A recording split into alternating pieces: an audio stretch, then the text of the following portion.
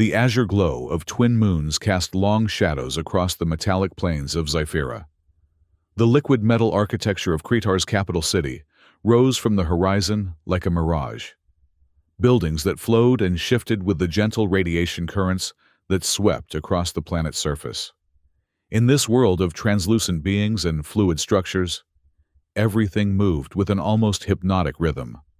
Izilla stood at the observation deck, her translucent form absorbing the moonlight, internal organs visible through her clear exoskeleton. As the survey team leader, she had been tasked with mapping potential resource zones and establishing a research outpost on this remote corner of Zyphira. It was a routine mission, one of dozens she had led across the galaxy in this age of multi-species space exploration. "The atmospheric readings are stable," survey leader reported Menlir, her atmospheric specialist. His form flickered slightly as he processed the data through his neural pathways. "The liquid metal storm from yesterday has dispersed, leaving minimal residual charges in the air." Izilla nodded, her thoughts visible as pulses of electrical activity in her transparent cranium. "Good. We can proceed with the third quadrant mapping tomorrow. The High Council is particularly interested in the mineral composition of the Western Basin. The Kretar civilization had evolved on a planet rich in liquid metals and transparent minerals. Their bodies, clear as crystal with visible internal structures, had adapted to process radiation as energy. Their technology, based on manipulating fluid metals through electromagnetic fields, had eventually taken them to the stars, where they joined the interstellar alliance of sentient species. Survey leader, our perimeter sensors have detected unusual activity. Sosir, her security officer, approached with urgency pulses visible in his neural network. Unlike Izilla's measured demeanor, Sosir had always been prone to rapid electrical discharges, a sign of his vigilant, sometimes paranoid nature. "Define unusual, security officer," Izilla replied, her inner electrical pulses remaining steady. "Unfamiliar energy signatures, approximately 12 kilometers from our base. They appeared suddenly, suggesting a landing craft of some kind." Izilla's neural pathways flickered with interest. "Alliance species?" "Unknown. The signature doesn't match any registered Alliance technology." This was unexpected. Zyphira was far from established trade routes, chosen specifically for its isolation and pristine research conditions.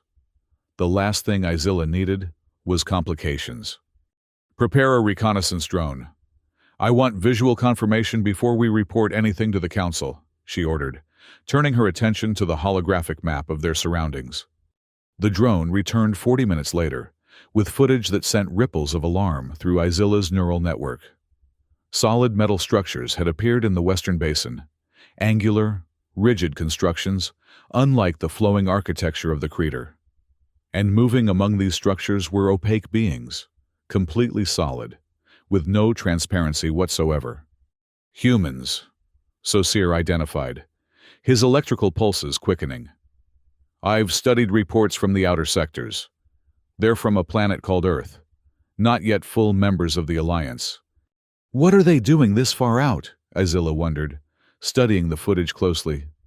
The humans moved with purpose, setting up equipment and taking samples from the basin. "Their presence wasn't authorized by the Council," Sosir pointed out. "And look at their tools, solid metal, primitive cutting implements. Their technology is concerning." Izilla had to agree. While Kretar technology utilized the natural flow of liquid metals, these humans seemed to rely on rigid, immovable materials. Their equipment looked almost brutish in comparison. "We need to establish contact and determine their intentions," Izilla decided. "Prepare a communication team." Sosir's internal organs pulsed with disagreement. "We should report to the Council first. These humans are unpredictable. Reports suggest their decision-making is heavily influenced by chemical reactions in their opaque bodies. The Council is 17 light-years away. Sosir, by the time we receive their instructions, The humans could have established a permanent presence. We need information now. Reluctantly, Saussure assembled a team of 6 Creator specialists, including Izilla herself. They departed in a hovering transport vessel that utilized electromagnetic fields to glide silently over the metallic plains. As they approached the human encampment, Izilla felt her neural pathways tense with anticipation. The humans had established a perimeter around their landing craft, a bulky, angular vessel made of some dull gray material. They moved with jerky, unpredictable motions compared to the fluid grace of the Creator. Most disturbing was their opacity. The inability to see their internal processes made them impossible to read. Approaching slowly, Izilla instructed the pilot. Activate Universal Translator and broadcast peaceful intentions on all frequencies, before they could establish communication. However, a commotion erupted at the human camp. One of their members had apparently injured themselves while operating a cutting tool. Red liquid, presumably their internal fluid, sprayed from the human's upper limb, splattering across their equipment and onto the ground. What happened next would forever change the relationship between the two species. Where the red fluid touched the Creator's liquid metal instruments, an immediate reaction occurred. The once smooth surface began to bubble and discolor, turning a ruddy brown. Tiny fractures appeared, spreading across the surface like a web. "What's happening?" Menlir gasped, his neural activity spiking with alarm. Izilla watched in horror as the reaction continued.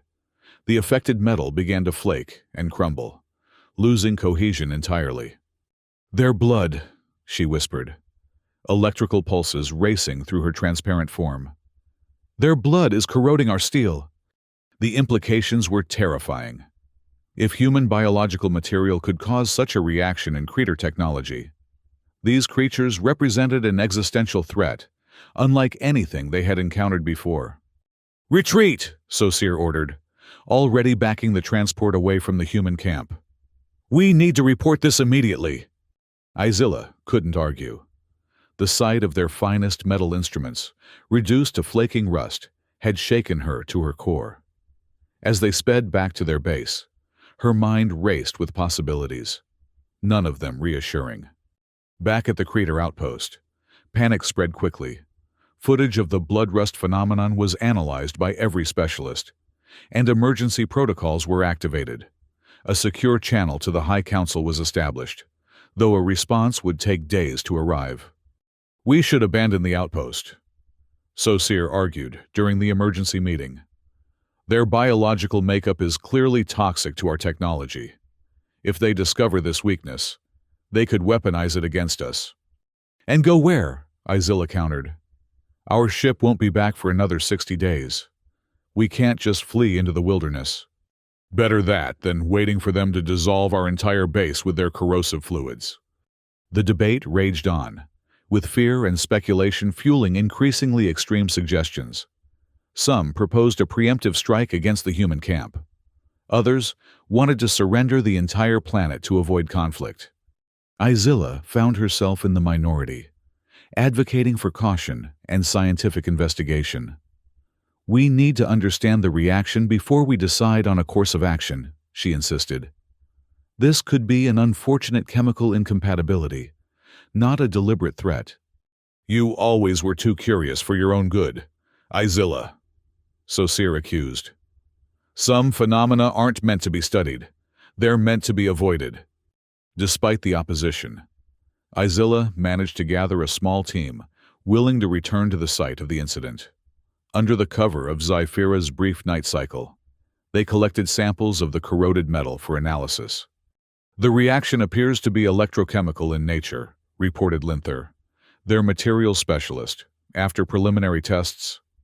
"Something in human blood acts as an electrolyte that accelerates oxidation in our metal alloys." "Can we develop a countermeasure?" Izilla asked. "Possibly, but we'd need more data. Ideally, a sample of the human blood itself." That presented a problem. The humans had shown no awareness of the Creator presence so far, but actively collecting biological samples would surely reveal themselves, and potentially trigger a conflict.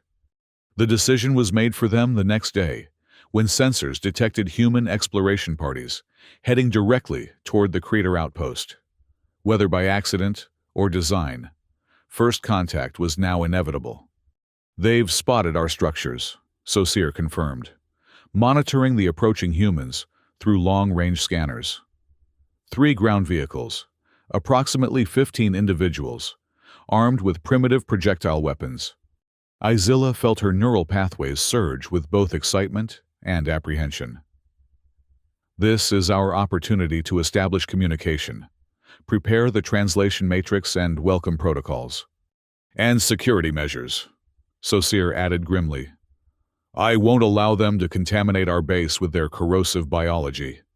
The humans approached cautiously, their vehicles coming to a stop 100 meters from the main entrance. Through magnification, Izilla could see their strange, opaque faces with their curious sensory organs.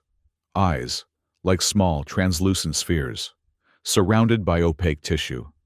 Using the outpost's external communication system, Izilla broadcast a greeting in the universal mathematical language adopted by Alliance species for first contact scenarios. To her surprise, the humans responded almost immediately with a similar sequence, suggesting they had encountered other spacefaring civilizations before. After several exchanges, their AI translation systems began to find linguistic patterns, allowing rudimentary communication. "We come in peace," the human message translated, though Izilla noted the irony of the statement, coming from beings carrying weapons and whose very blood could dissolve Cretar technology. "We are the Cretar," Izilla responded. "This planet is under our research jurisdiction by decree of the Interstellar Alliance High Council."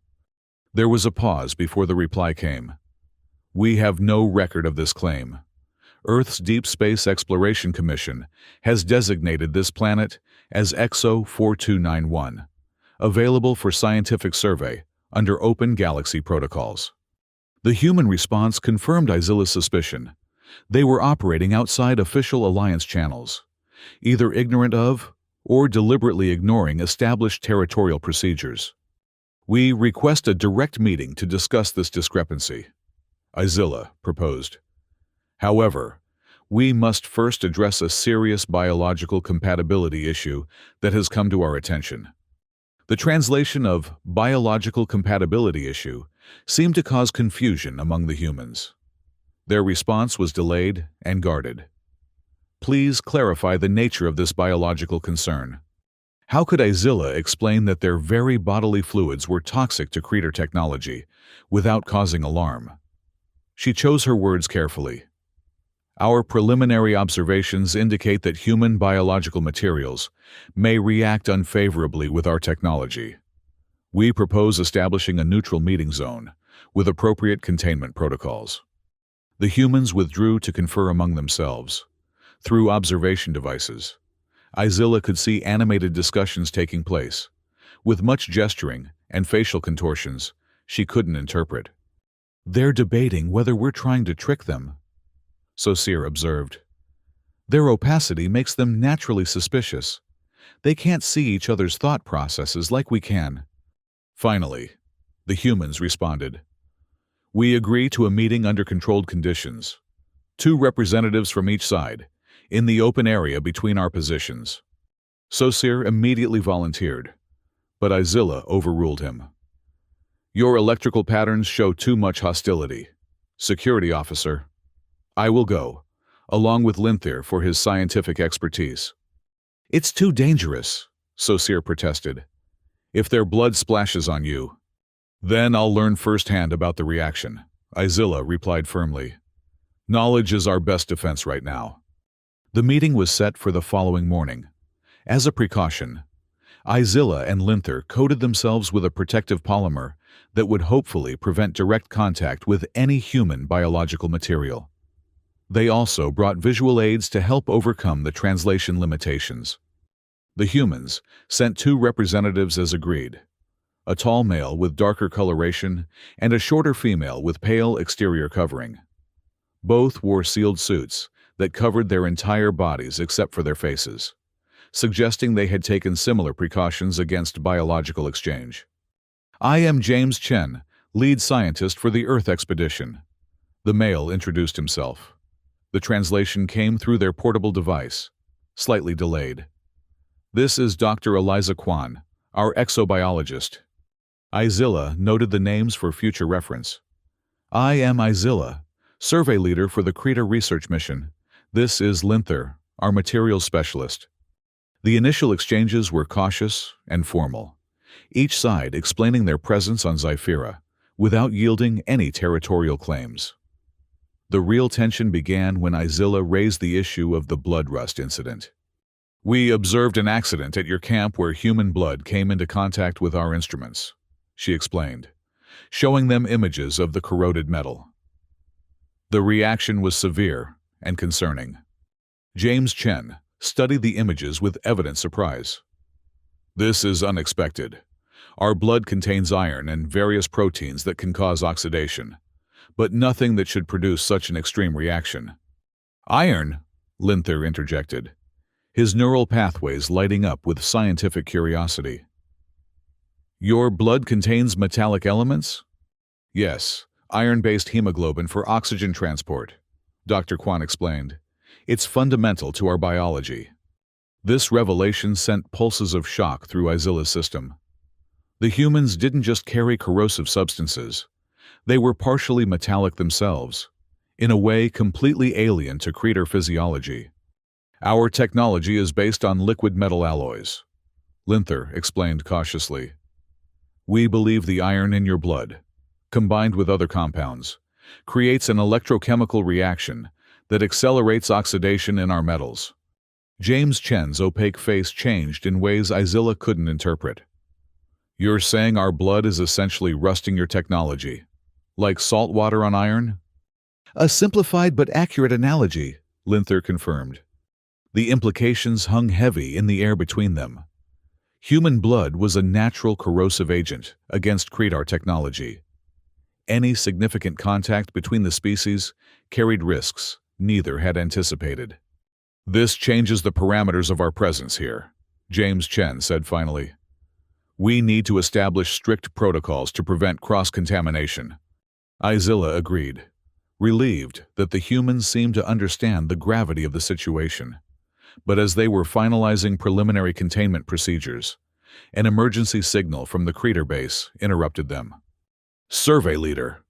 Saussiere's urgent voice came through her communication device. "The High Council has responded. They're sending a security fleet to remove the human presence from Zyphera. Estimated arrival: 6 planetary cycles." The human's translation device had picked up the message. James Chen's body posture changed immediately, becoming rigid and alert. "Your people are sending warships?" he demanded. "Not warships," Izilla clarified, though she wasn't entirely sure that was true. "A security detachment to address an unauthorized presence?" "We are not unauthorized," James Chen insisted. "This planet falls outside established Alliance territories. We have every right to conduct scientific research here." The fragile rapport they had built began to crumble. Dr. Kwan spoke rapidly into a communication device of her own, presumably alerting their base to the development. "We should return to our respective camps and consider our options," Izilla suggested, hoping to prevent an immediate confrontation. James Chen nodded stiffly. "Agreed. But be aware that Earth will not surrender its exploration rights without diplomatic resolution." As they parted ways, Izilla felt the weight of impending crisis bearing down on her neural pathways. They had 6 days to find a solution before the Council fleet arrived, potentially triggering the first conflict between humans and Krita. Back at the base, opinions were sharply divided. Saussiere and his security faction advocated for immediate disengagement, sealing the base until the fleet arrived. Others, led by Izilla, pushed for continued dialogue and scientific cooperation to address the blood rust phenomenon. "The humans are not inherently hostile," Izilla argued during the heated debate. "Their biology is simply incompatible with our technology. With proper precautions, coexistence is possible."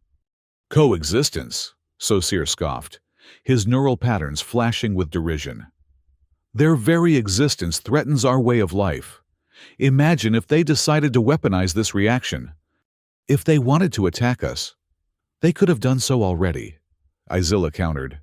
Instead, they've shown a willingness to establish protocols.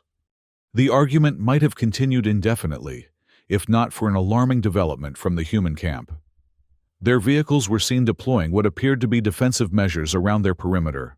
And worse, a communication signal indicated they had called for reinforcements from their own fleet. "See," Saussure declared triumphantly. "They're preparing for conflict." Izilla couldn't deny the evidence. But something didn't add up. James Chen seemed genuinely surprised by the bloodrust reaction. Why would they suddenly shift to an aggressive stance? The answer came in an unexpected transmission from the human camp. "Attention, Creator Base. We have reason to believe your maintenance drones are scanning our defense systems. Cease all surveillance immediately, or we will consider it an act of aggression." Confusion rippled through the Creator Command Center. "What maintenance drones?" Izilla demanded. "We haven't deployed anything near their camp." A quick systems check revealed the disturbing truth. 3 maintenance drones had indeed been activated and dispatched toward the human camp, but not by any authorized personnel. The command had been processed through an auxiliary system with Saussure's security clearance. All eyes turned to the security officer, whose neural patterns suddenly betrayed his guilt. "You sent drones to spy on them?" Izilla confronted him, electrical anger pulsing through her transparent form. "To protect us," Saussure defended himself. "We need to know their capabilities and weaknesses before the fleet arrives." "You've just given them reason to believe we're hostile. Recall those drones immediately." But it was too late. The humans, detecting the approaching drones and receiving no response to their warning, had opened fire. All 3 drones were destroyed, and the humans had shifted to full defensive posture. The situation deteriorated rapidly after that. The humans, now convinced of Creator hostility, surrounded their camp with defensive weapons. The Creator, divided between Izilla's faction, advocating for peace, and Saussure's security-minded group, began preparations for possible evacuation or conflict. Communication ceased entirely for a full day as both sides assessed their options. Izilla used the time to continue analyzing the bloodrust phenomenon, convinced that understanding it was key to resolving the larger conflict. The reaction occurs because our liquid metal alloys form a perfect electrochemical cell when in contact with human blood, Linther explained after exhaustive tests. Their iron-based hemoglobin acts as both an electrolyte and a reactant. "Can we modify our alloys to resist the reaction?" Izilla asked. "Theoretically, yes. We could develop a passive layer that prevents the electrochemical exchange. But we'd need more data on human blood composition." It was a frustrating impasse. They needed human cooperation to solve the bloodrust problem, but human cooperation seemed impossible in the current climate of suspicion.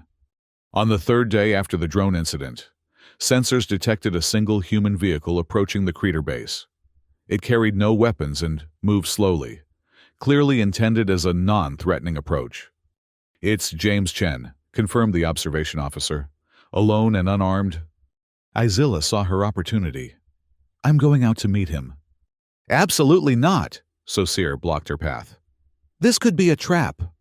"If he wanted to attack, he wouldn't come alone," Izilla reasoned. "This may be our last chance for dialogue before the Council fleet arrives." Despite Saussure's vehement objections, Izilla left the base in a small transport pod. She instructed the remaining Creator to seal the base behind her, if this was indeed a trap. At least the others would be protected. James Chen was waiting on the metallic plane, standing beside his vehicle, without his protective suit, dressed only in what appeared to be standard human attire. He looked vulnerable. Izilla felt a new respect for his courage. "Thank you for meeting me," he said as she approached, keeping a respectful distance. "I came to apologize for our reaction to your drones. We've been on edge since learning about your incoming fleet." The drones were not authorized, Azilla admitted. Our security officer acted without approval. I apologize for the misunderstanding. A moment of silence passed between them, two beings from vastly different evolutionary paths, trying to bridge an almost impossible gap of biology and culture. Your people are afraid of our blood, James Chen said finally. And mine are afraid of your technology. Fear is driving us toward conflict. Fear and ignorance, Azilla agreed. We don't understand each other well enough to trust each other. Then let's change that. James Chen reached into his vehicle and withdrew a sealed container. This contains blood samples from our team, along with complete chemical analyses. If your scientists can develop a protective coating for your technology, it would remove one major barrier between us. Izilla's neural pathways pulsed with surprise and hope. You're trusting us with your biological material, even knowing we consider it potentially dangerous? Trust has to start somewhere, he replied simply. Besides, we've been analyzing the metal fragments from the initial incident. We believe we can help develop a solution that benefits both our species. It was a gesture that changed everything. Returning to the base with the human blood samples, Izilla faced down Saussure's outrage and rallied the scientific team to immediate action.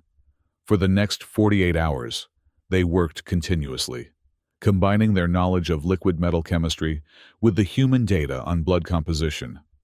The breakthrough came just as sensors detected the approach of the Council security fleet entering the Zyphira system.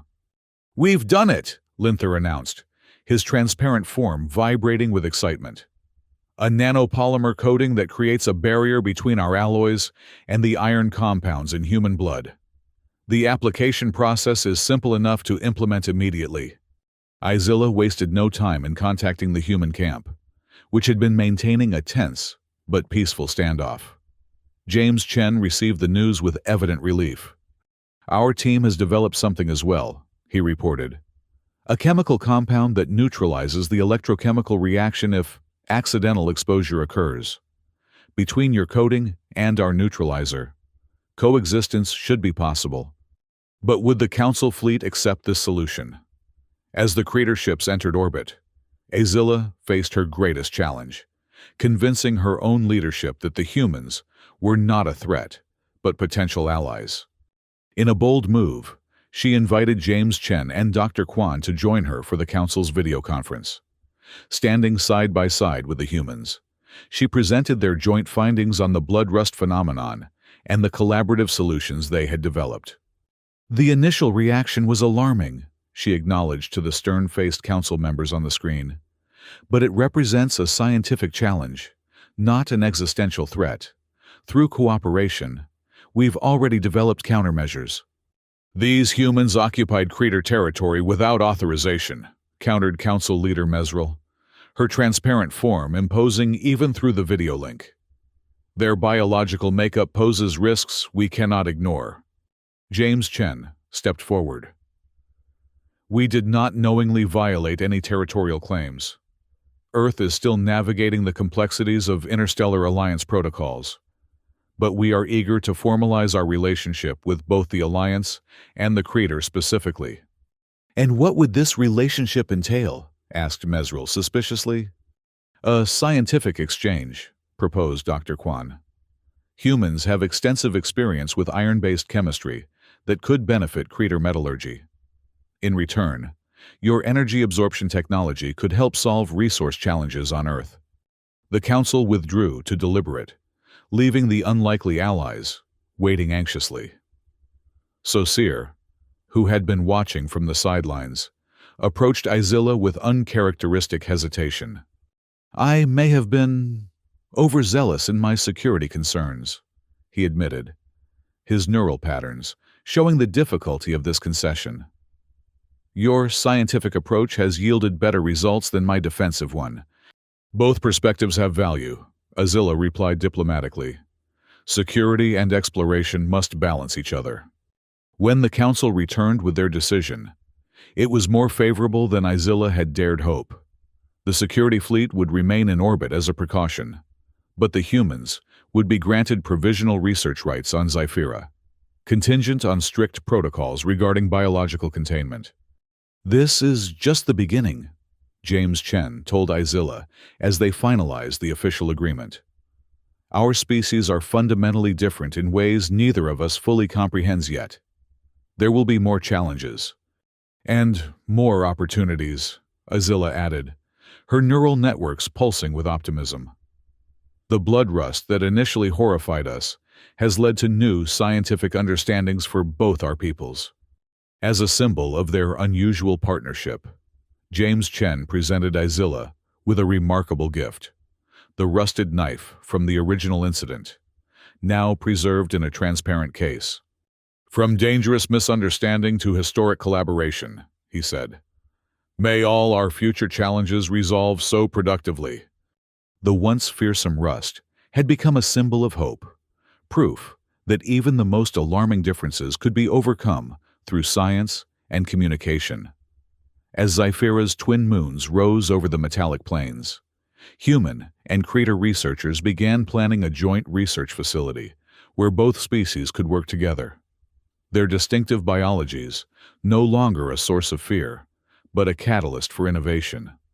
In the vast expanse of interstellar space, where countless civilizations evolved along different paths, the blood rust incident would be remembered not as the beginning of a conflict, but as an example of how apparent incompatibility could transform into unprecedented cooperation.